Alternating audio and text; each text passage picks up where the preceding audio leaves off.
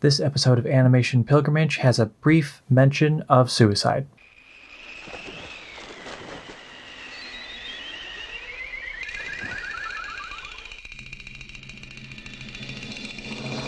Hello everyone and welcome back to Animation Pilgrimage, the show where Tennille and I look at every single theatrically released animated film in chronological order. I'm Sean.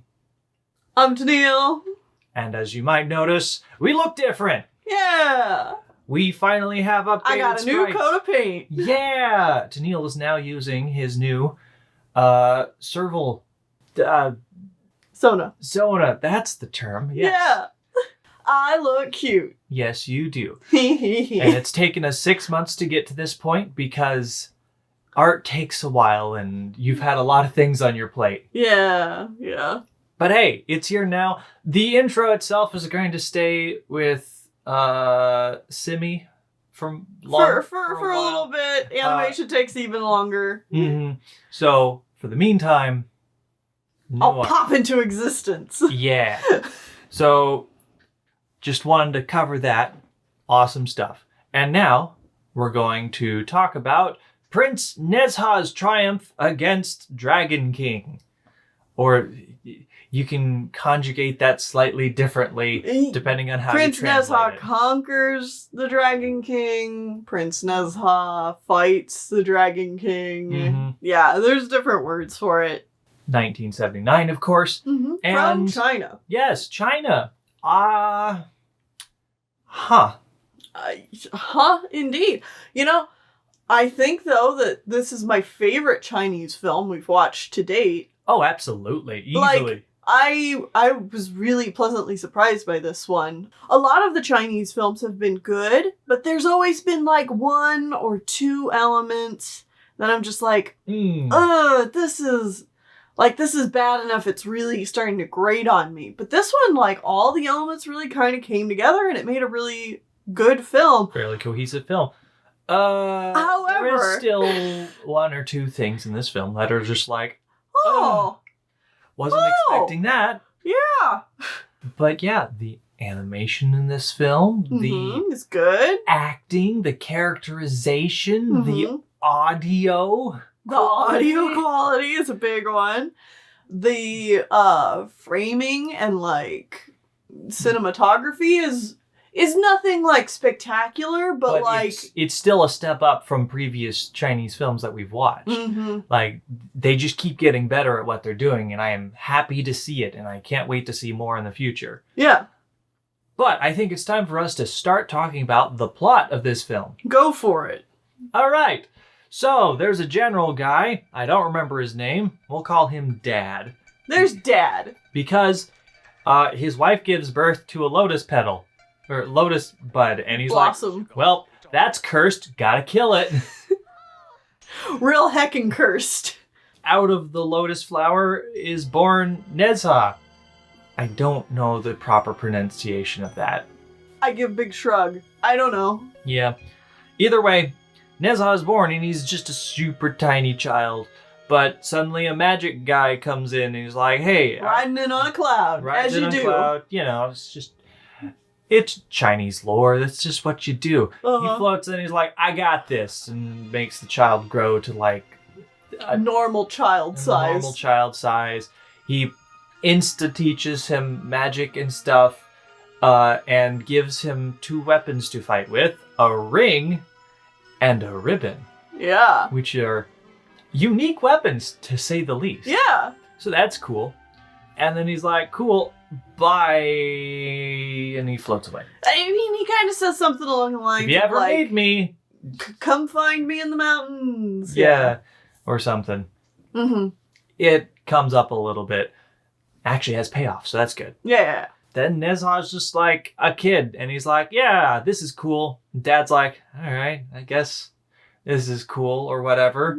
He could have fine. I think during that conversation, they're like, he could attain godhood or something because he's a special boy. Right. Because the master sensei guy is a god or something, a minor deity, it's something. But he's like, I started as a mortal myself. Right. Yeah. Anyways, he's playing on the beach with some other children. And he's got his ribbon and his ring, and he's really good at using them, and the animation on the ribbon and stuff is really cool. Mm-hmm. And then one of the children gets captured by the Guardian of the Sea, who takes him to the Dragon King of the Ocean. Because the Dragon King of the Ocean wants human sacrifices. Yeah, and he he's wants mad that the modern people don't give him human sacrifices anymore. They don't feed me children. Yeah. So he gets a child, and that child is eaten off screen. But, like, we're told multiple times that child is eaten and dead. So... Yeah, she's just dead. Yeah, she's just taken and she's dead. Okay. Uh-huh. Cool. Alright. So Nezha beats the crap out of the Guardian, and then the Dragon King's son is like, how dare he attack our guard? So I'll go up and fight him myself. And then Nezha kills him and rips out his spinal cord and kicks the deflated corpse back into the ocean. Jesus!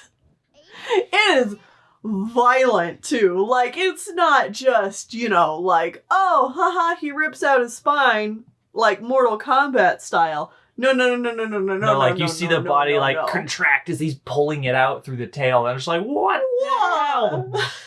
Suddenly, extreme violence. What are you doing, Nezha?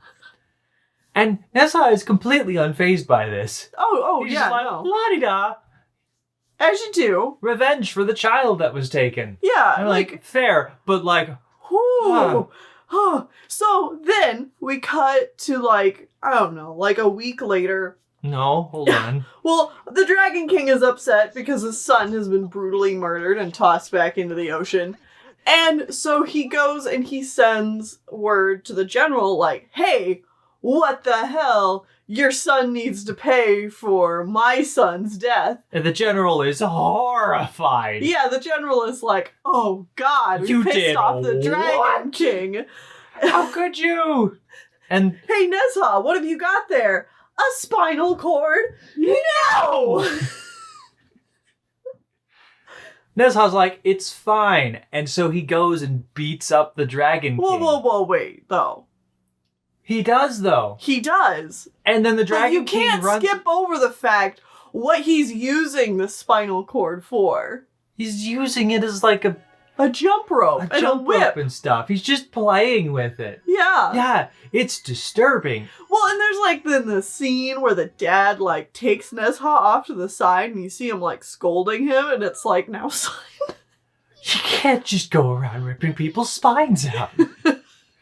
It's like I said, the characterization's pretty good. A lot of weird fantastical stuff happens, but everyone acts like you killed somebody. This is a big deal. Yeah, well, okay. But see, I think that's part of the problem of this movie is because the characterization is on point enough, it kind of makes the actions that our main hero is taking more monstrous. Horrifying rather than heroic. Mm-hmm. But that could also be our Western brains going oh God, my eyes. No, everyone in the movie is just like, what are you doing? Either way, Nezha... Yeah, but the characters who are reacting that way, the dad, he's supposed to be seen as a coward. Mm-hmm. But the Dragon King and all of his court is just oh my God, as well. Most everyone in this movie, except for Nezha, are just what's wrong with this kid? All right. Either way, Dragon King goes up to heaven to talk to Buddha or somebody and be like, hey, this general is bad and he should be subjugated or something. I don't know. Punished because of what his son did. Nezha follows him and then beats him up and then... He did a great insult to me. Mm-hmm. Did a lot of... shames him in front of the local children populace. And so the Dragon King slinks back into the ocean and he has been defeated. Yay. Except the Dragon King isn't having any of this crap and he summons 3 other dragons to help him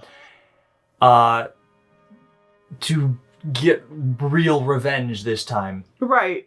Nezha goes home and Dad is horrified even more that he just, like, shamed the Dragon King. So he ties him up to a pole with the spinal cord because it's, like, invincible or something. Worst dad of the year. Mm-hmm.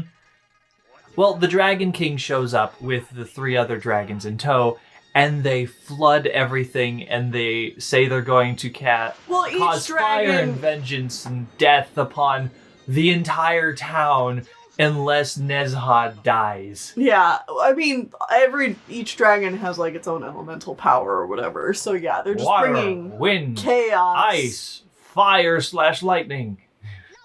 Yeah, they're just bringing chaos to the town, and they want Nezha dead. So Nezha is like, no, don't do it. And Dad's like, I gotta kill you, son. And then he can't do it because he's a good dad after all. Whatever. I mean, that's the thought process there. Because, like, he's had the chance to kill his son multiple times and wanted to, but when it actually matters, nope, he won't do it. Wow, good job, Dad. Dad of the year. Bare minimum. And Nezha's like, all right, well, I see that this is all bad, so suicide warning. He kills himself. Yeah. Like, he just takes a sword and, yeah. Which is also extremely shocking, and you don't really see it coming. I'm guessing a lot of these things would not be as shocking if you're more familiar with the source material? Yeah. But yeah, Nezha just guts himself. No, he cuts his throat. Yeah. Like, they don't really show it, but there's definitely blood. They show enough of it. Uh-huh. Yeah. And everyone's like, woe is us. And the Dragon King's like, I'm satisfied. So they go back to the sea and they throw a big party and they're like, well, I can't wait to eat 10,000 children. Right. Back at Sensei Wizard Man's mountaintop, he somehow has another lotus flower, and he reincarnates Nezha. Mm-hmm. And he's like, cool, you did a good deed, now you're a god. Okay. So he gets a spear and his iconic flaming wheels. Yeah. Because this is a well-known Chinese lore character. And, like, we've seen him a couple of times in a couple of different movies. Mm-hmm. Like, he's just this child character running around on flaming wheels and can fly through the air and stuff. Yeah. So now he can, like, multiply his upper torso and get, like, multiple heads and arms and stuff. And can wield his ring and ribbon and spear all at the same time while flying around on his wheels. So he goes to the bottom of the ocean and brings actual vengeance and death upon all the dragons there, and turns the Dragon King into, like, one of those golden dragons that spirals around like a post or something. Yeah. To finally defeat him. Yeah. I honestly don't remember what happened to the other 3 dragons, but I feel like he, like, wrapped them all up and threw them into space, but that's just Hercules. No, that's definitely not what happened, I don't think. I feel like he definitely murders, like, all of them. Mm-hmm. But, like, I don't remember how. The specifics.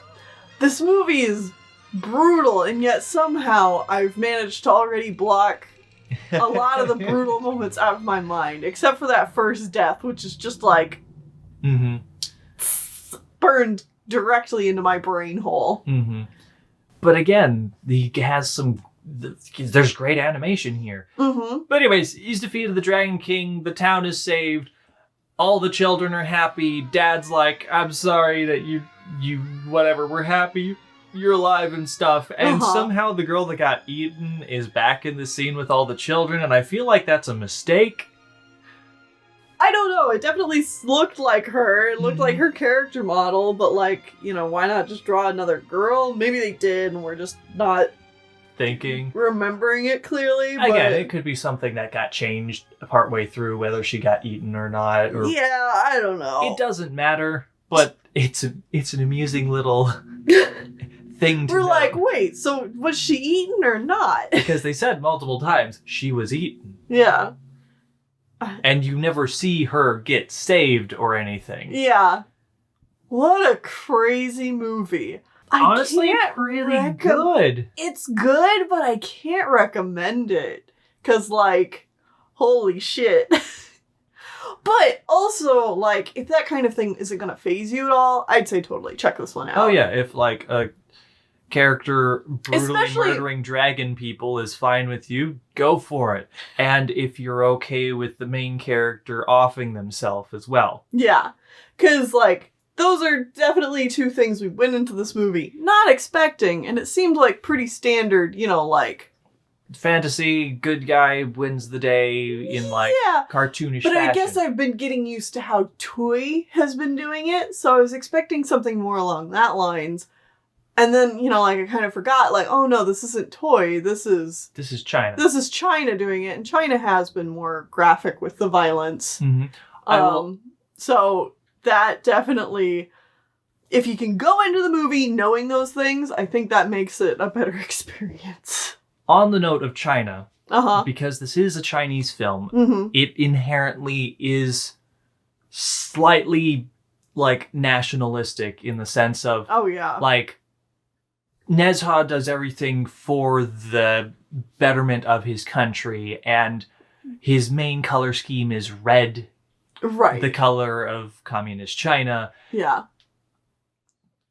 But like other than basic ideas like that, it's mean- not even that bad. It's already Comparatively. a folklore story. Chinese So, folklore story, yeah. Like, when you're doing folklore of your own country, it tends to be kind of propagandistic by nature, if you Mhm. know what I mean. Yes. But It's really not super ham-fisted. It's not super ham-fisted like that one with the two children that like froze to death. Yeah. In case y'all missed that one, that was like Sisters of the Grasslands or something like that. Yeah, heroic sisters, Yeah. and like there's actual pictures of like the leader of the Communist Party in the movie and stuff. Yeah. Yeah, no, that was straight propaganda. This one, nah, it's just mostly a good story. Uh-huh. Not much else to say. Like I said, this is based on a Chinese myth. From what I could tell, it's part of the book Investiture of the Gods. I don't know what all is in that one, but apparently it's part of that series of myths.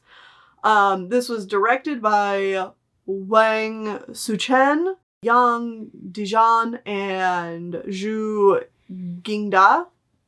So 3 directors. I apologize for all of those pronunciations. I try. We don't know Chinese pronunciations. I try.